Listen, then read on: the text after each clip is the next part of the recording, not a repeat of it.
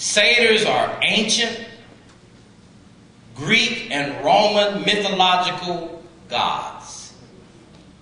Satyrs are ancient Greek and Roman mythological gods that had a man's torso and head with a goat's legs, horns, and ears.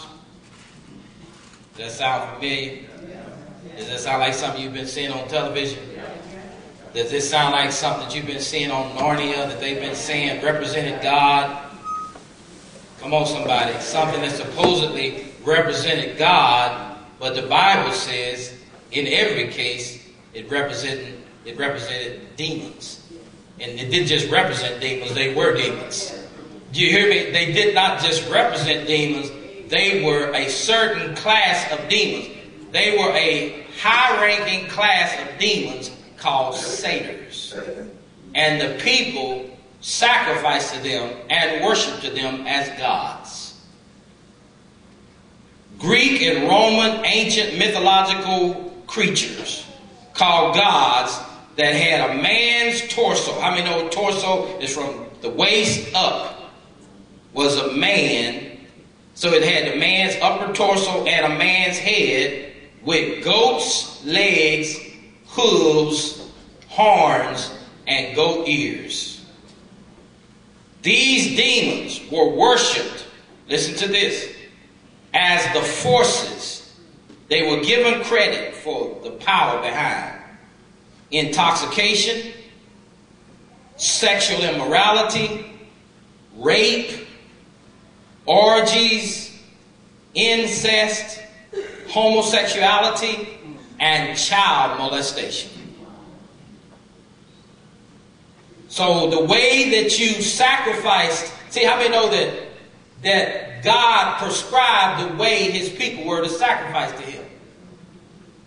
False gods also prescribe the way they want you to sacrifice to them. In other words, God told the children of Israel, this is the way you are to worship me. This is the way I want to be worshipped.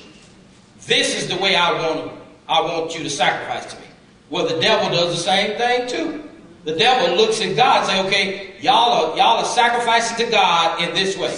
You all are worshiping God in this way. Well, if you're going to worship me, this is how I want to be worshipped. And the way that satyrs were worshipped, the way that even the people of God in this case sacrificed to satyrs was intoxication, sexual immorality, rape, orgies, incest, homosexuality, and child molestation. This is what they did in the temples that were dedicated to satyrs.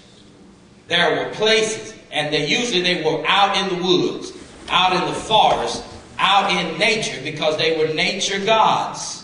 They were nature. Do you know there's such thing as nature demons? Demons that hang around in the forest. Demons that hang around in nature. You remember me telling you the story about when Dr. Summerall went into a Tibetan temple and he saw this great big huge statue of Buddha. And he went in, and Dr. Summerall, boy, he's a man after my own heart. He walked in the temple of Buddha and went and looked at this big statue and examined it and went behind it, and he noticed a hole in the statue at the base of the statue. And he said, he asked the monk, what is this hole for? And the monk said, that hole is because when we meditate and when we do all of this, whatever they do, chanting, and it's also yoga is connected with this stuff too, which invokes demons. They said that they actually invoke these demons, and the demons hear them out in the woods, and then come from out of the woods and out of the forest and enter into the temple, and then come in and enter into that hole and animate that statue and talk through that statue and manifest through that idol. That's what he said. How many of you know that sounds like what's going to happen with the Antichrist? The Bible says that he's going to build an image, and he's going to set up his image in the temple of God, and his image is going to be animated. Anybody heard of the legend of the Golan? Do you know, this is deep, isn't it? The legend of the Golan is where the story of Frankenstein comes from. The legend of the Golan, that there's coming a time where there's going to be an image built by a man. A man is going to build a creature in his own image and then give it life. There is a word, it's the name of God, that they're going to evoke over this image that is supposedly going to bring it to life. So the ultimate abomination is for man to act like he's God, apart from God, apart from the blood, apart from Jesus Christ. Now, y'all see what I'm saying? But I'm talking about these satyrs. Can y'all see the result of satyrs in the world today? Do you see the result of satyrs? How about in the house of God? How about among the people of God? This is what they did when they came into this. Now there was primarily 3 satyrs that are recorded in Greek and Roman mythology. 3 main. It's considered a lot of satyrs, but there are 3 main ones that are recorded. One of them was, the number 1 is Pan. Y'all heard me teach about Pan, P-A-N, Pan. Now Pan is the god of woods, fields, shepherds, and flocks. Are y'all hearing me? Woods, fields, shepherds, and flocks. So this is a demon that inhabits the woods. That sounds like a territorial demon, doesn't it?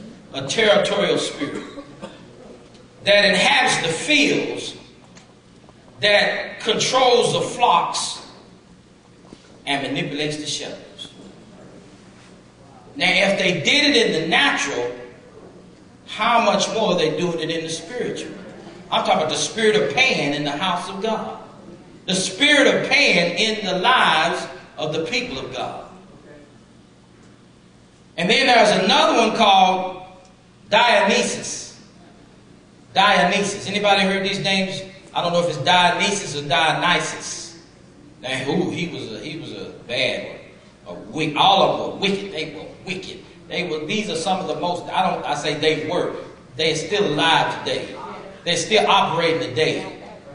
If I was to ask for a show of hands, some of you probably would say you've seen it. Through the gift of the discerning of spirits. Through the gift of discerning of spirits. Some of you have heard. You ever heard something in the spirit? Heard hoof sounds in the spirit? Some of you have told me you heard them in your house. You heard something walking around in your house and you heard hoofs. Now sometimes it can be the horses of heaven. The armies of heaven, and you can hear hooves. Now I know this is deep. Some people think, oh, but this we don't claim to be charismatics for nothing. We don't claim to be full gospel for nothing. Man, if we're going to claim to be full gospel, let's go ahead and be full gospel. Let's go ahead and deal with demons. Let's call a demon a demon. Let's not just call it a problem. Let's call a demon a demon. Let's call a spade, and let's deal with these demons. And I know when I was in the military, you better know who your enemy is. You better know what your enemy looks like. You better know the characteristics of your enemy.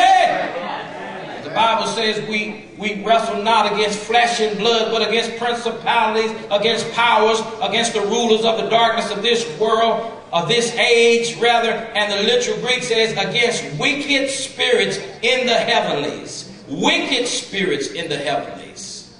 So there are different classifications and types of demons. There are some demons that probably fly around. In fact, I've heard some prophets say they look like giant bats, and they fly around in the heavens like bats. One prophet of God named Rick Joyner said they look like chicken hawks, and they're flying around seeking whom they may devour. They're looking for the saints of God, defecating on the saints of God, vomiting on the saints of God. I'm talking about sin and degradation and lust and perversion on the people of God. They got to look for the people of God. They don't have to look for their own people. They already got them. But I'm talking about satyrs. And the third one is Sylvanus. Pan, Dionysus, and Sylvanus. These were the 3 most reverend or most revered satyrs. Satyrs. I'm talking about demons. half man, half goat.